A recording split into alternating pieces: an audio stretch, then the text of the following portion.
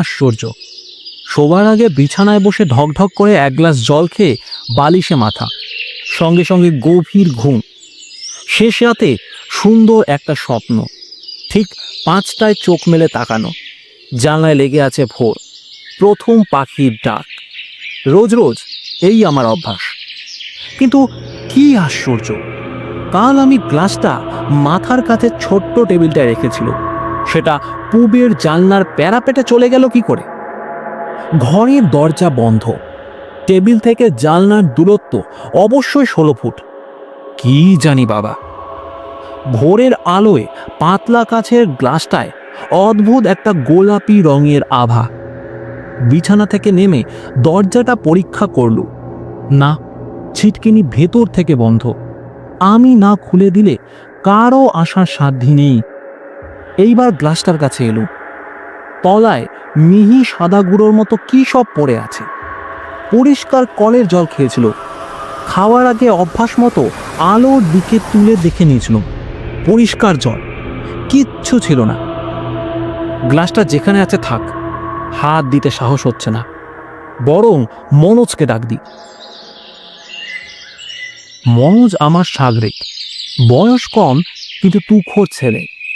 মনোজ আমার সঙ্গে থাকলে আই ডোন্ট কেয়ার।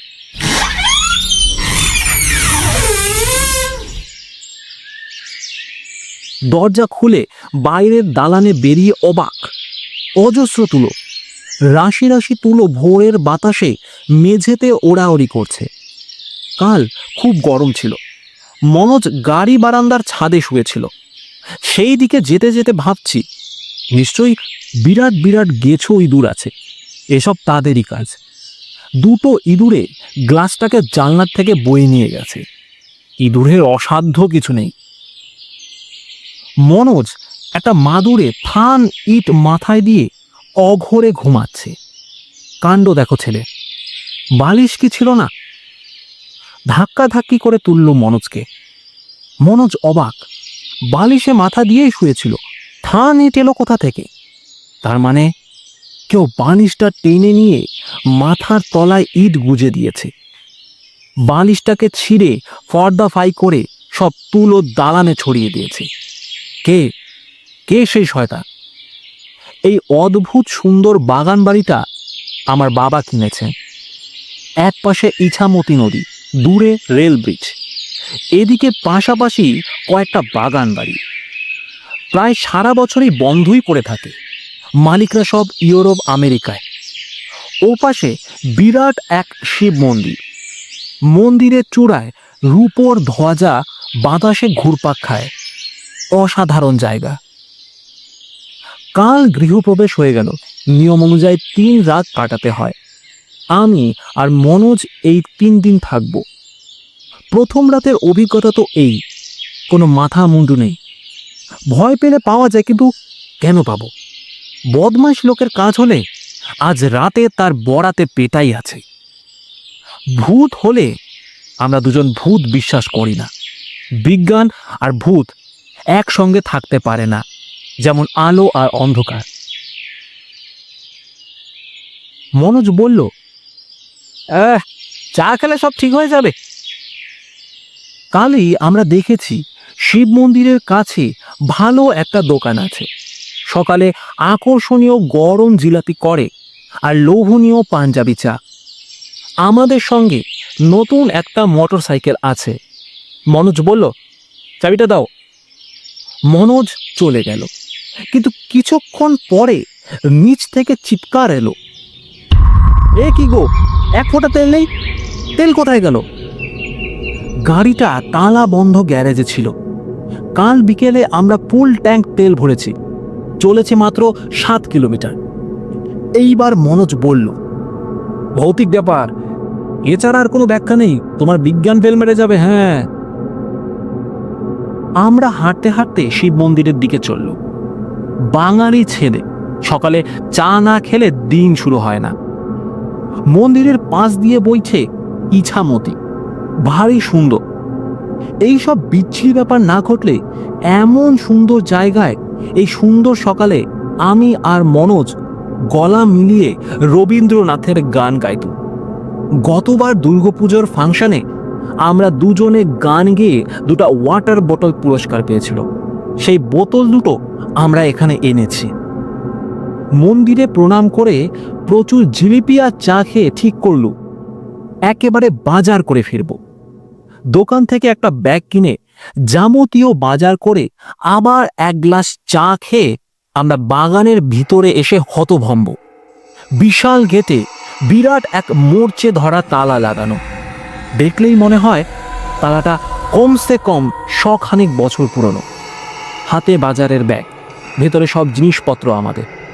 বিশাল পাঁচিল ঘেরা এই বাগান, বাইরে থেকে বাড়িটাকে চোখে পড়ার উপায় নেই।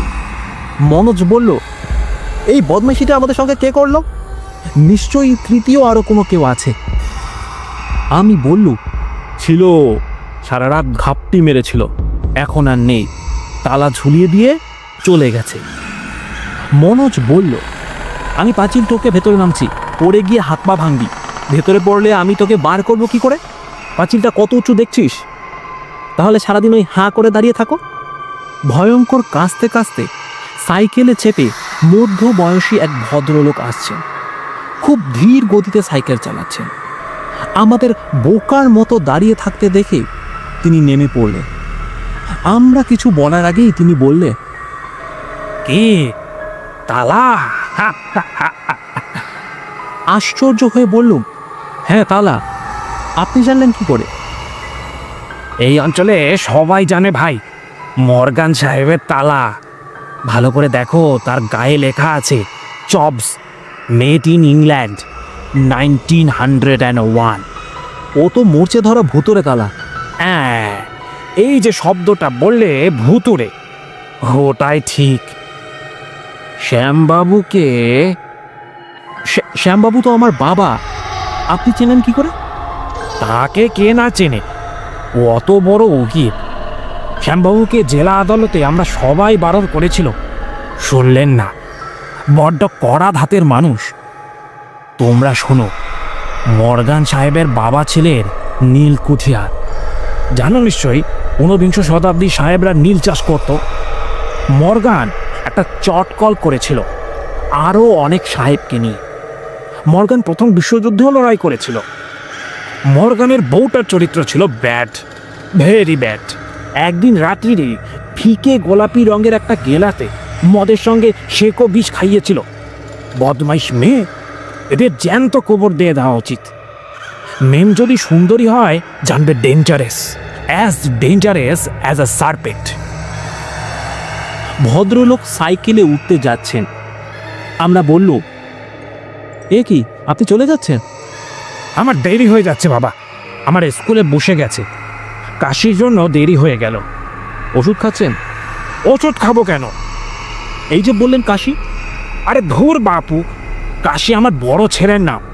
আমার 3টে ছেলে, 3টেই তীর্থ, কাশী, বৃন্দাবন, মথুরা। তাহলে বলে যান, এখন আমরা কি করব? এই আবার করবে, আর সময় যা করেছে। এই তালা ভাঙার সাহস করো না, বংশ নির্বংশ হয়ে যাবে।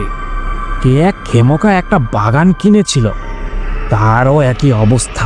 পয়সার গরমে নিজে লোহা ঢুকে ভেঙেছিল, সব মরে গেল। তাদের বাড়ির বেড়ালটা পর্যন্ত ডেড। আচ্ছা, ভাঙা তালাটা আবার এলো কি করে? বোকার মতো কোশ্চেন করো না।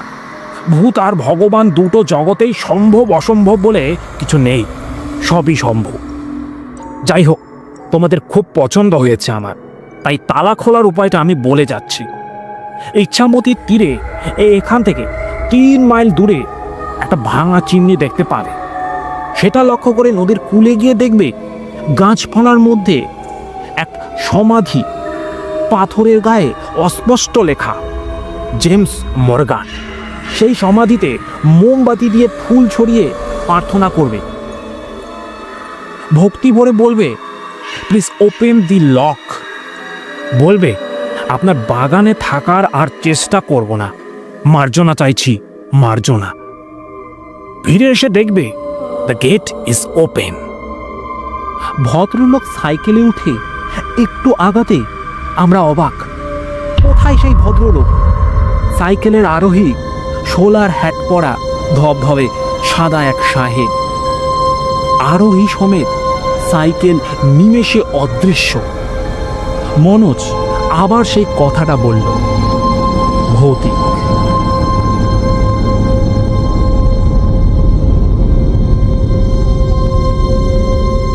এতক্ষণ আপনারা শুনছিলেন বিখ্যাত লেখক সঞ্জীব চট্টোপাধ্যায়ের লেখা মর্গান সাহেবের বাগান। আজকের আমাদের উপস্থাপনা আপনাদের কেমন লেগেছে কমেন্টে অবশ্যই জানাবেন। দেখা হচ্ছে পরের পর্বে নতুন কোনো গল্পের সঙ্গে।